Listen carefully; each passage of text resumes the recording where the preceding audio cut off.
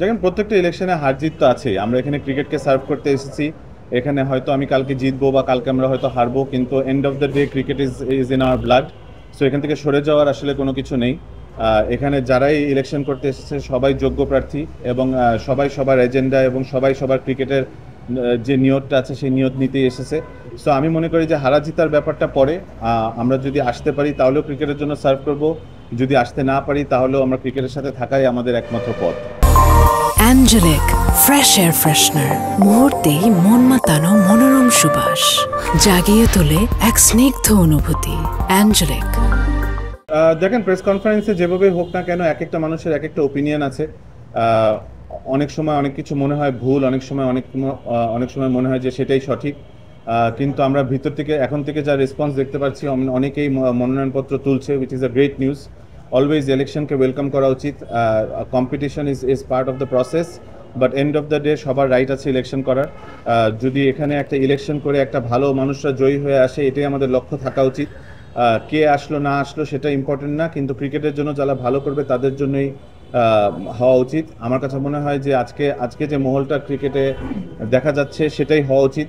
সবাই freely and তাদের freedom নিয়ে এসে আজকে তারা কাউন্সিলরশিপ তুলছে এবং জমা দিচ্ছে, নমিনেশন পেপার তুলছে এবং আগামীকালকে হয়তো তারা জমা দিবে। এরকম ফ্রিডমই আমরা ক্রিকেটে চাই। আমি মনে করি যে যারাই আসুক না কেন তাদেরকে এইসব ফ্রিডম দেওয়া উচিত, এবং এখানে কোনো নোংরামির জায়গা আমি দেখছি না এবং নোংরামির সাথে আমরা থাকতেও চাই না। দেখেন এখানে একটা সিম্পল জিনিস, আমরা কেউ এখানে ক্রিকেটে ছাড়া অন্য কোনো ইন্টেনশনের জন্য আসতে চাই না। কারো নীতি ইমান বেঁচে দিয়ে যদি ক্রিকেটে আসতে হয় তাহলে তাদের না আসাই ভালো, আমি এটা অবশ্যই মনে করি। আমরা এখানে একটা স্বপ্ন দেখে আসছি, কিন্তু and of the day the goal is one, to serve cricket.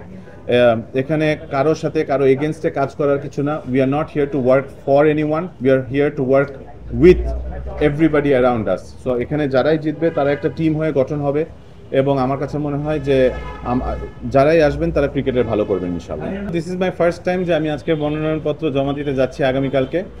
আমি অনেকগুলো ইন্টারভিউ বলেছি, তবে আপনাকেও আগে বলেছি যে এই চেয়ারে এসে আসলে মানুষ খুব তাড়াতাড়ি তাদের রূপ বদলিয়ে ফেলে, এরকম উদাহরণও আছে। আবার এরকম উদাহরণও আছে যে ক্রিকেট বোর্ডে তারা অনেস্টির সাথে সার্ভ করে গিয়েছে। আজকে যেহেতু আমি এবার প্রথমবার সার্ভ করতে আসবো ইনশাল্লাহ, আমি যদি জয়ী হই আসলে 4 বছর পরেই আমি বলতে পারবো যে আমার মোটিভ এবং ইন্টেনশনটা কী ছিল। আমি মনে করি যে আমি ক্রিকেটে সার্ভ করতে এসেছি, আমার যদি সেটার জন্য আমার নীতি এবং ইমান ছেড়ে দিতে হয় তাহলে আমি ক্রিকেট বোর্ডে একদিনও থাকতে চাইবো না। আমার কাছে মনে হয় যে যেভাবে করে কাজ করতে চাই সেখানে যদি কোনো বাধা বিপত্তি হয়, সেটা পলিটিক্যাল সাইড থেকে হোক বা কোনোভাবে হোক, তাহলে আমি সেটাতেও ক্রিকেটের সাথে থাকতে রাজি না। বিকজ আমি এখানে উইদাউট এনি ইন্টেনশন ভালো একটা মতলব নিয়ে ক্রিকেটকে সার্ভ করতে এসেছি। এরপরে এসে যদি আমার খারাপ পথই বেছে নিতে হয় কোনো জোর জবরদস্তির কারণে, তাহলে আমি এখানে থাকতে চাই না। কিন্তু এটাও সত্যি যে এই সিটে আসলে মানুষের চেঞ্জ হতে খুব একটা বেশি সময় লাগে না, এটা দেখেছি। কিন্তু আসলে এটা আমার বলার কোনো মুখ নেই। ইনশাল্লাহ যদি আমি আসতে পারি তাহলে 4 বছর পরে একই জায়গায় এসে আপনাদের থেকে বিচার চাইবো যে আমি ভালো কাজ করতে পেরেছি নাকি। আমার কাছে মনে হয় আজকে যারাই এখান থেকে নমিনেশন পেপার তুলে যাবে তাদের ক্রিকেটের ভালোর জন্য কাজ করার মন মানসিকতা নিয়ে আসা উচিত। এখানে সবার এজেন্ডা একমাত্রই থাকতে হবে ক্রিকেট। এখানে ইলেকশনে হার হবে এবং জিত হবে, কিন্তু সবাই যদি আমরা ক্রিকেটের জন্য কাজ করে যাই এবং বিনা স্বার্থে কাজ করতে পারি, সেটা ক্রিকেটের লক্ষ্যে কাজ করাই আজকে আমার এখানে এসে আমার কাউন্সিলরশিপ ফর্ম নমিনেশন ফর্ম তোলার উদ্দেশ্য।